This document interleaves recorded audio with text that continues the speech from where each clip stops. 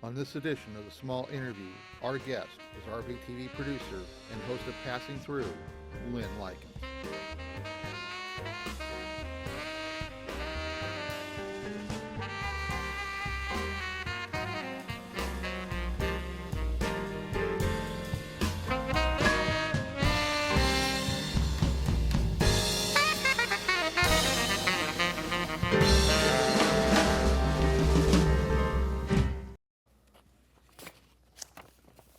Hello, Road Valley, and welcome to another edition of the Small Interview with Glamour Dave.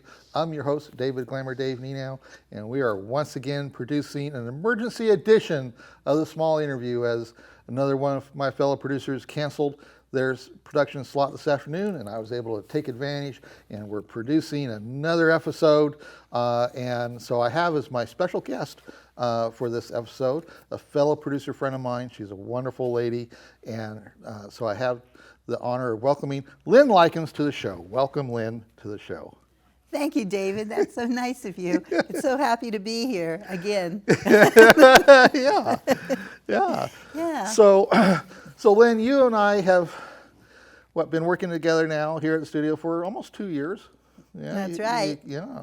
And you've proven to be a really great, wonderful friend, and you certainly are a big help to me. You are like my lighting tech for nearly all my shows, trying to get the lights to make me look good, and I know that's an extremely difficult task at times. So, but you managed to pull it off to some degree. Your glamour, Yeah. it's hard to outlight that glamour. Yeah. And get it really reverberating through the universe. No, it's wonderful. How many shows do you do anyway?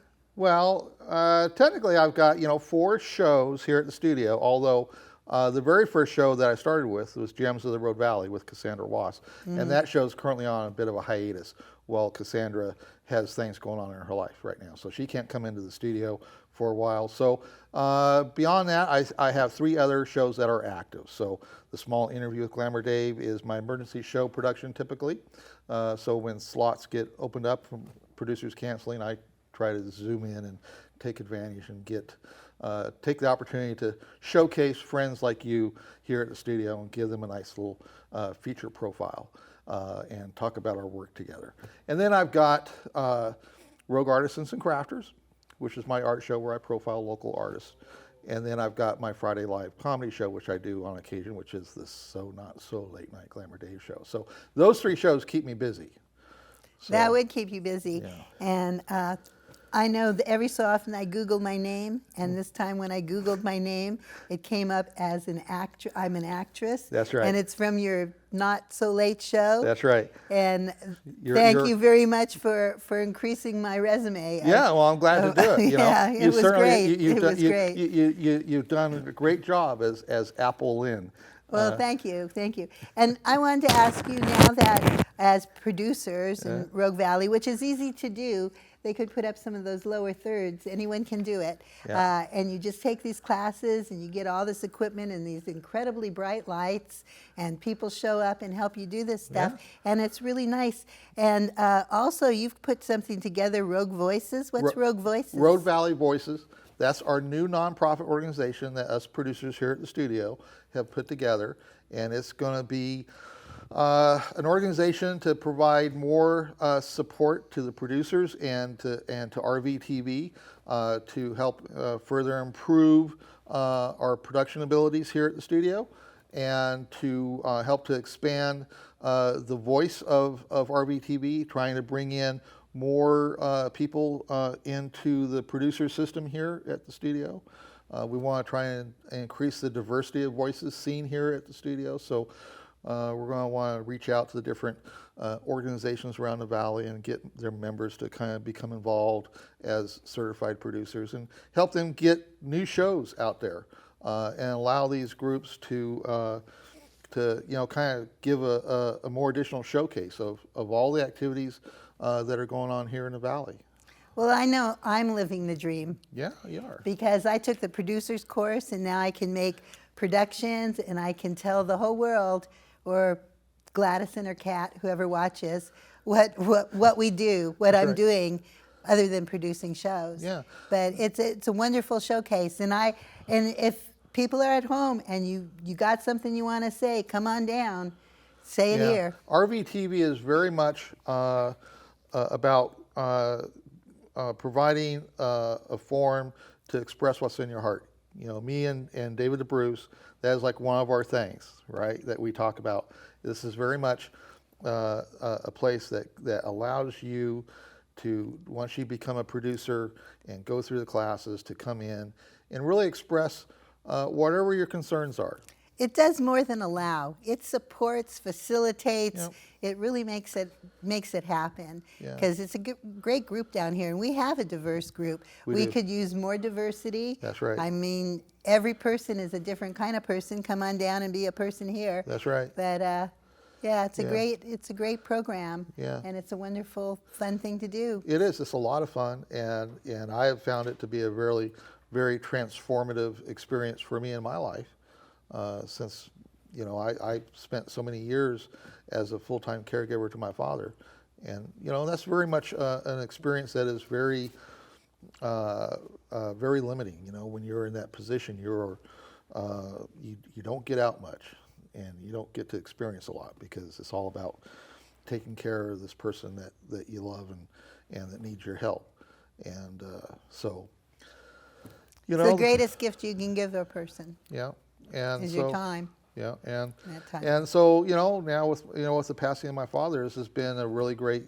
This whole process here at RVTV has been a really transformative thing for me. Is allowing me to kind of rebuild my life, and it's getting me into a whole new direction in my life that quite frankly, before my father's passing, I would have never thought that I'd be doing what I'm doing now here at the studio. This was a surprise for me too. Yeah. I was actually at one of my Our Revolution groups, and they suggested that we come down and start doing this, and that was 2 years ago, and I've been doing it ever since. It's a challenge, but I like it. Does something with our Saturdays, doesn't it? Yeah, it does. And you have certainly taken on the task of mastering the lights here at the studio, and you really have gotten that down really well, and it's certainly been to my benefit, because you've done a lot in helping me in that regard with all my various show productions. So, yeah, thank you for that. Thank you. Yeah. It's been wonderful. So now, beyond the studio work, I mean, you are also outside of the studio very active in local political and social subjects. You're very much a very involved activist, and so let's talk about that a bit. Let's talk about that, because, you know, sometimes I think people, if they see you and you're an activist, they think that somehow you're different, but you're not. I was just having my own life like everyone, and things happen, and you say, wait, this isn't right. I don't want these things to happen. For me, this time, when they said that corporations were people and money was speech, that I couldn't give my humanity to corporations. I didn't approve of that. And if money is speech, that means I'm mute, you're mute, this whole town is mute. That doesn't bode well for our democracy. So that's kind of when I started getting back into it again in a more heavy way, and got a table and set up and tried to get people to be concerned over what's happening to our country, because that was a very bad ruling. And I hadn't actually seen any concern up until Trump was elected president, and now everyone's concerned, and he's really united the country, and I thank him for that. Yeah, I think his presence in the White House certainly brought about a certain level of uniting that I don't think he intended for it to happen that way. I don't think he's a man who does intentions. No, I don't think so. No, I haven't noticed that. He intends whatever, and other things happen, and he doesn't actually put that together so much. Yeah. But yeah. So, and as a citizen, we only have two parties. It's the Democrats or the Republicans, and I kind of felt that the Democratic Party wasn't really representing me. that they didn't really have my interest. Even today, they talk about how good the economy is, but it isn't good for me, and it isn't good for people I know. Certainly, it And certainly hasn't. I certainly haven't gained any serious benefit from the major boom in the economy that's going on right now. all I see is people can't afford to have houses, they can't afford to have college, they can't afford to have health care, and people aren't getting houses. I know so many people now that are living mobile, That's right. and that they're a step above homeless. Yeah. And I just think that's unfortunate because we are a rich country, but it apparently isn't being shared with any of its inhabitants. Yeah, no, there's a very serious level of inequity going on in our country, in the economy and in various other social activities, going on across the board in terms of what we do as individual citizens in this country and as a society in general, and that inequity is creating a really serious disconnect between the citizens and the government. It can create a disconnect or connect. For me, I connected. I connected in with the Democratic Party because we don't have a choice. We have one or the other. And so I want this party to represent me. I'm a PCP, and I'm on the Communications Committee, and I'm a neighborhood leader. And the only reason I do these things is because I want this party to represent me. So for it to represent me, I have to be in there and tell them who I am. Yeah. And I'm one of many people. I want good health care. I want my family taken care of. I want some security. And somehow, and I want my children to be educated.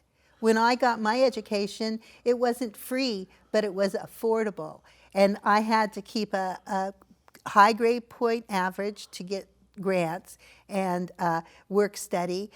But even if I got the loans, the interest didn't happen until after I was 6 months out of school. Mm-hmm. So it gave me a fair break to get ahead, because going to college is how you make more money, and it is important. But if going to college costs you the rest of your life paying for it, Yeah. then it hasn't worked. That's and right. Our country, what we need in this country more than anything for our security is a good education, because the threats in the future are, well, we manufacture our own threats, as we've been doing lately, but the threats in our future are chemical. They're electronic.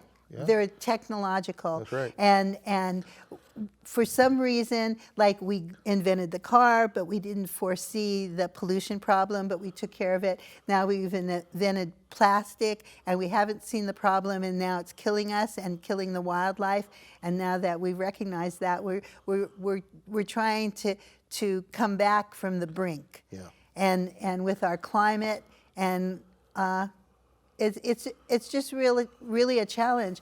But everyone actually, we're so in such dire straits, everyone should step up to the plate. And you don't have to do huge things. Little things count. And I'd like to talk about some of those little things.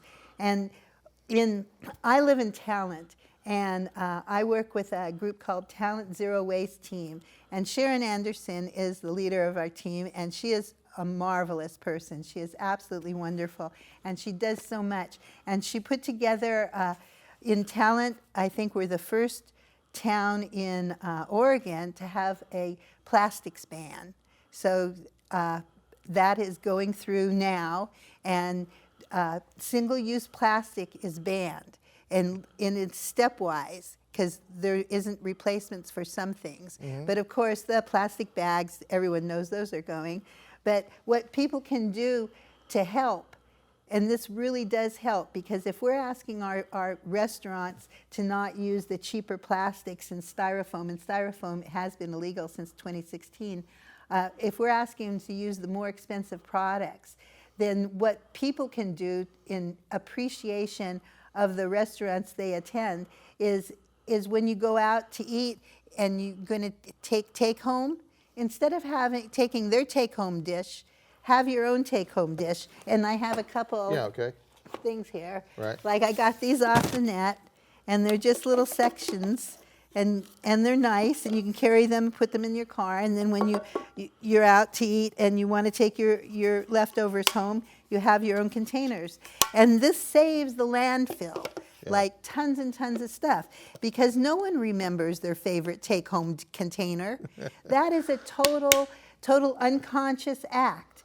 And the road to the future is not through unconscious acts.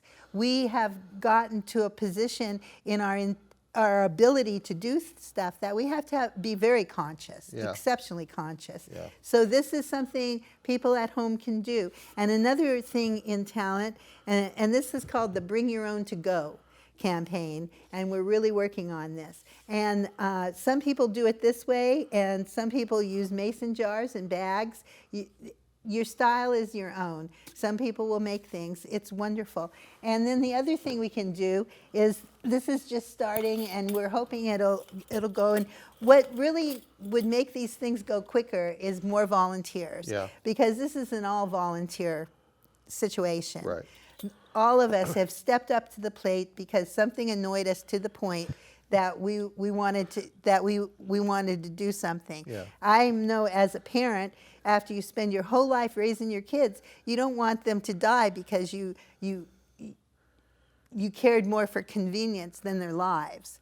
So in talent, what we're doing now is that I'm working on at the downtown coffee shop. He's my pilot program. That's Dan Goyette.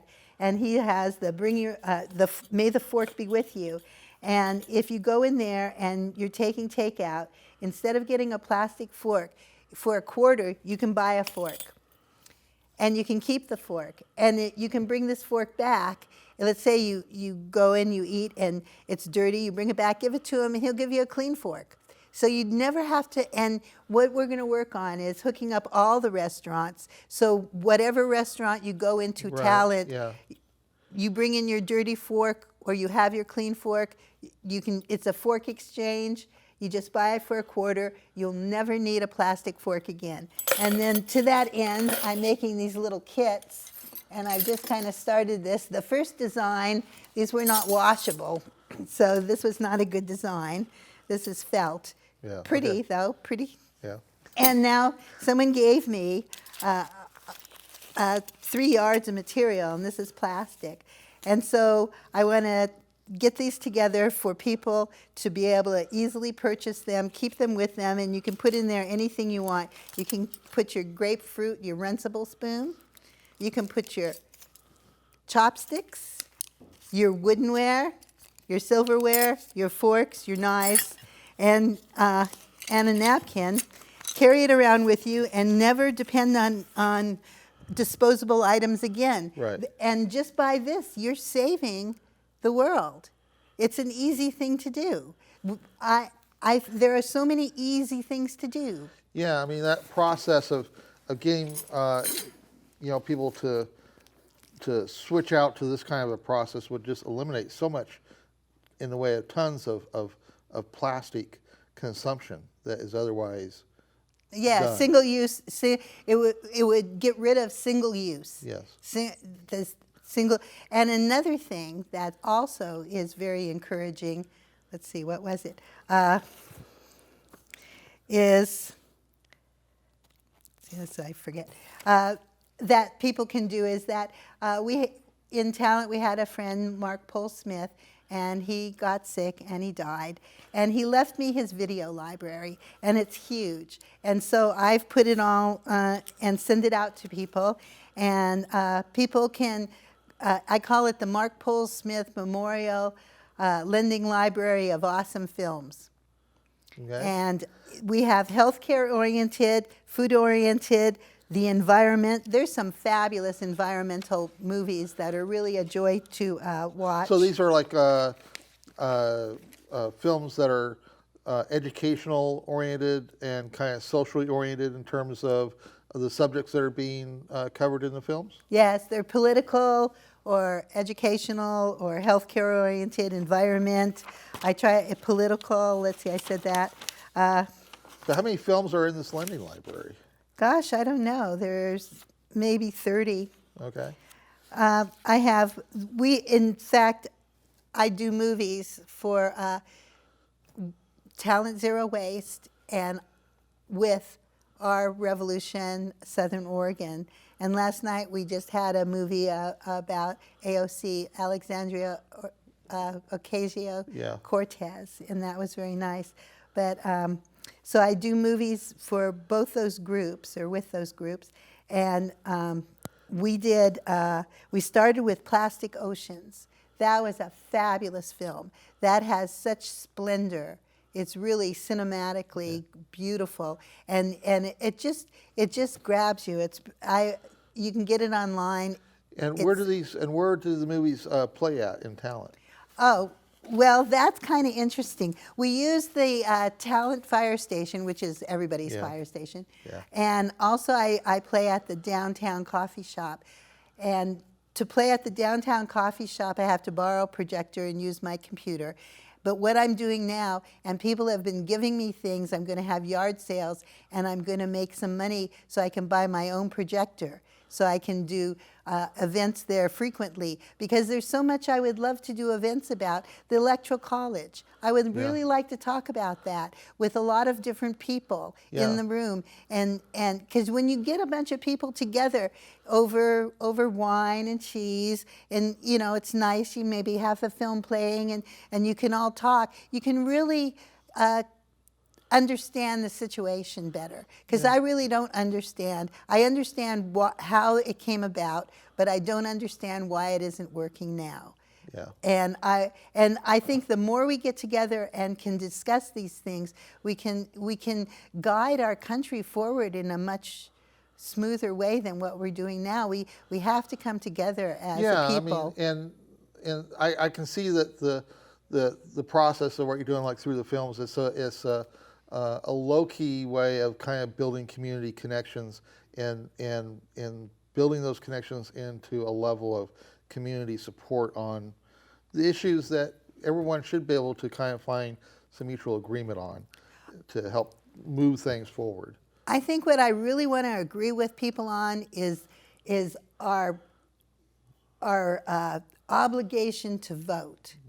Our civic obligation. I feel that we should all have a civic obligation and do something about it, because this country relies on us to be present. And the fact that we have not been present in our civic obligation, that gap that void has been filled by moneyed interests and has caused this division in our country, because the laws are not being made by the people. And so they're not for the people. But if we get in it and really pay attention, we could get our country back. And that doesn't mean that each one of us is going to get what we want it to happen. But if we could cut the money out of it and just make it about the people coming together and coming to decisions, that would be so much better for our country. Because right now, the scale has tipped so bad that we're losing our environment, that we've used so much pesticides, we've endangered natural pollination. We have so much plastic, the fish and the birds are dying, and the ocean is filthy. We have to do something about that. And the easiest way to do that is for each person to realize how important they are. Each person to really claim their space. That's the Occupy movement. Occupy your space. And if you want to occupy your space and invite a friend over and watch an interesting movie and talk about something interesting, all the more. Because our country needs us. It needs us to stand up and pay attention. Yeah, absolutely. I mean, we all have an inherent responsibility as a citizen in this country to be active with our citizenship and to pay attention to the leaders that we put out there. supposedly to work for us, to serve us, and failure to pay attention to their activities only is going to invite trouble. Yeah, for we have a everyone. lot of trouble now. That's right. And We so, have the division in this country is incredible. The division in the world. Unfortunately, we didn't get it. The film I took of 2 minutes. yeah, we got the 2-minute warning. But we just started. I We have so know. much to talk about. We Yeah. didn't get through anything. The bring your own to go. I hope everyone can do that. Please, please, go see a movie of import. Get a movie. Have your friends over. Do something. One thing, one civic activity would make all the difference in the world. Yeah. Just to Yeah, you know, and civic responsibility can be a, you know, not only is it a responsibility at the individual level, but you know, building those connections with your fellow citizens to share in the responsibility of caring about the things that are important for all of us is, you know, it's an important thing, and it can be an enjoyable experience. It can, because now I'm going to change my hats. Yeah, Off change your the hat, political Lynne. hat. Now I'm going to put this on. This is my carbon sequestering hat. Yeah. In Talent, our Talent Garden Club, which is a fabulous group of people, if you go to their, you can sequester carbon in your garden. You can help bring down global warming. Just like Pachamama, it's draw down. These are individual people drawing down. Oh, and there's pictures of people that are bringing their own to go. That is Alina, I believe, and I was at a party and she ran home and brought back and showed me that she had her own bring your own to go. Yeah. I thought that was just absolutely fabulous. Great, yeah. So people are stepping up to the plate, and each little step will make such a huge difference. I just want people to know that just if you go into a grocery store and have your own bags, not only have you not taken theirs, but people have seen you do that. You have been an example. Yeah. Okay, getting Thank the you. wrap-up signal. I know. Lynne, I thank you very much for coming on, Thank my you. wonderful friend. You're just a wonderful lady. I very much appreciate your friendship. So thank you for being on the small interview. Thank you for having me. Yeah. Well, Road Valley, that's it for this edition of the Small Interview with Glamour Dave. And so I thank you for checking us out. And you can find this show on RVTV as well as at archive.org. And so I thank you very much for watching, and we will see you next time, Road Valley. And that's it for this edition of the Small Interview for tonight. We're always eager to hear what you have to say, so follow us on Facebook, Twitter, Instagram, and YouTube, and support this show at our Patreon page at patreon.com/glamourdave. You can send us your comments to viewer@glamourdave.com.